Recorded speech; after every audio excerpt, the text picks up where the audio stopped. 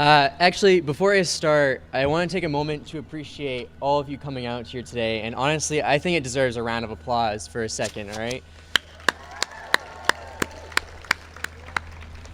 Now, more than ever, youth activism has had such an immense power and impact on decision making. Now, more than ever, it is needed to have the youth voice present in politics, and that is what we are bringing here today. We have been able to effectively organize under a common cause and shows those in power what we need to see for our generation, for our future. And today, we make it clear to those in that building behind me what the youth of our state want to see.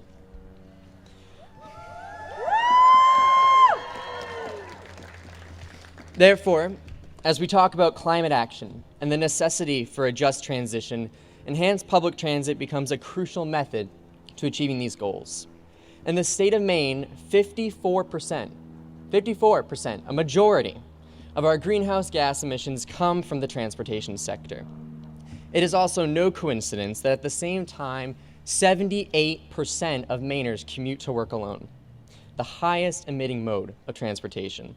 Our crippling dependence on the private automobile in Maine has caused the majority of our emissions, which fuels the climate crisis.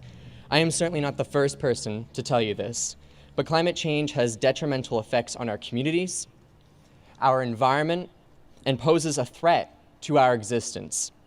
It therefore becomes imperative to combat climate change with every possible measure, which makes public transit such an effective tool. First, bus transit and passenger rail emit between 40 and 70% fewer emissions per passenger mile in comparison to driving alone.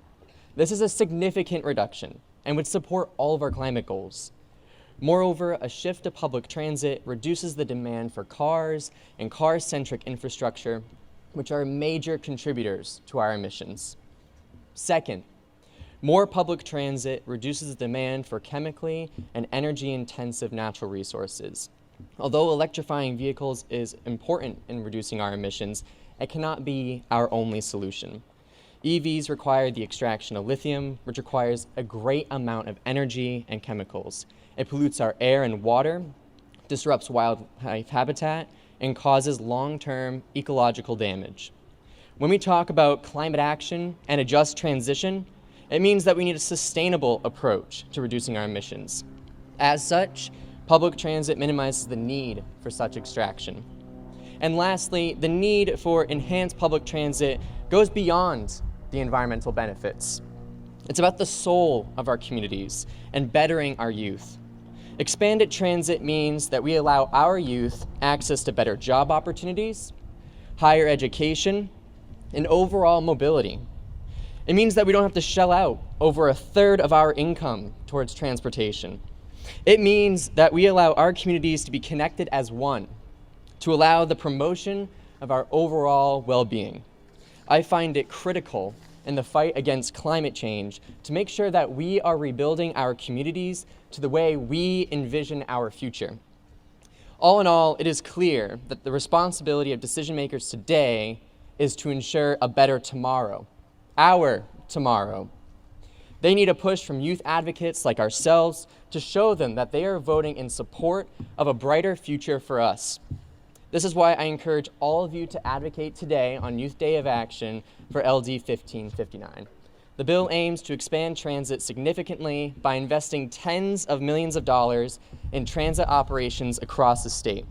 It would hold Maine DOT accountable to ensuring that we have an adequate public transit system that is truly accessible, reliable, and affordable. We no longer want to see our government continually subsidize an unsustainable system that works against our climate goals. We want to see our government combat climate change, promote sustainability, and to truly commit to a just and equitable transition.